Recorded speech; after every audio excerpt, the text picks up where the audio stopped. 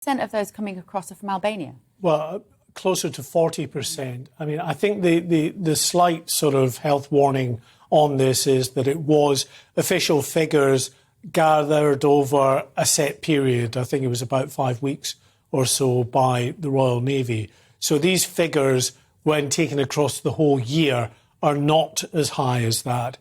But clearly, people from Albania are coming, people from other Eastern European countries and other areas where there are no conflicts. And if you take the strict definition of a refugee in terms of people who are fleeing conflict or in fear of their life, then many of those who are crossing, according to the government and other campaigners, do not fit this definition, but do fit the definition of economic migrants.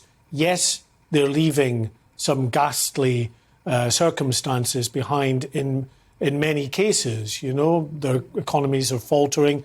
They have governments that are dysfunctional, to say the least. But it doesn't necessarily mean that they qualify for the status of refugee by the interpretation that the UK government wants to adopt, which is the UN interpretation of a refugee. That's right, because you can't just claim asylum here because you live in poverty. That's not a good enough reason, is it? There are official channels that people who want to move here to make a better life for themselves can pursue. Why aren't they pursuing those channels?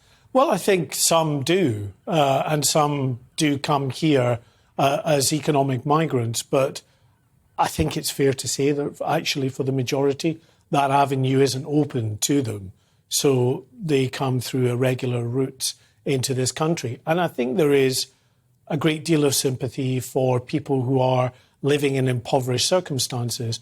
However, balanced against the need to have secure borders in this country and manage those who are coming in to this country, then that sympathy wanes, I'm afraid. And we are now over the 18,000 mark of people who've come into this country through the irregular route of small boats across the English Channel.